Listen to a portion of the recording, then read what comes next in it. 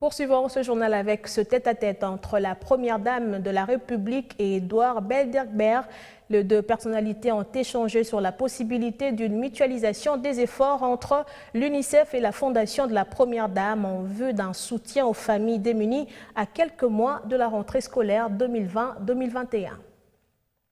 Préoccupée de la scolarité et de l'éducation de nos enfants durant cette période de crise sanitaire, la première dame de la République a reçu dans son cabinet le représentant du Fonds des Nations Unies pour l'enfance. À quelques mois de la rentrée scolaire 2020-2021, Denis Sekirou Tshisekedi et Edouard Belderkber ont émis le vœu de voir tous les enfants reprendre le chemin de l'école lors de la prochaine rentrée scolaire. Dans leur échange, ils ont aussi évoqué la possibilité d'une mutualisation des efforts entre cette agence onusienne et la Fondation Denis Sekirou Tshisekedi. Nous avons échangé sur différentes façons pour s'assurer que les enfants les plus pauvres puissent revenir à l'école.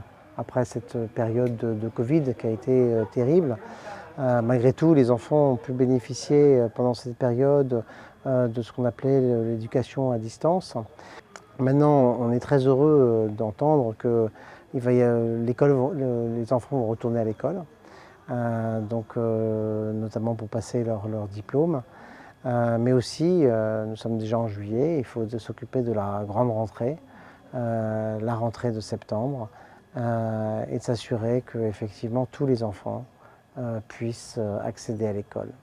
La situation des enfants de la rue en cette période de Covid-19 était aussi au menu. Le représentant de l'UNICEF a rassuré la première dame que son organisation mettra à la disposition des écoliers issus des familles démunies des fournitures scolaires et aux enseignants du matériel de protection contre le coronavirus. Il y a plusieurs types d'activités, d'essayer de supporter, je dirais, les enfants des familles les plus démunies, de pouvoir rentrer à l'école en leur donnant un peu de matériel scolaire, des crayons, des cahiers, pour qu'ils puissent justement être au même niveau que les autres enfants.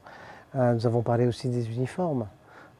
C'est important qu'un enfant, si jamais ses parents ne peuvent pas lui payer un uniforme, puisse malgré tout accéder à l'école. Et donc la confection d'uniformes pourrait être une des activités qui pourrait se faire. De la même façon que la confection des masques pour les professeurs. On pourrait d'ailleurs lier les masques pour les professeurs et les uniformes pour les enfants les plus démunis.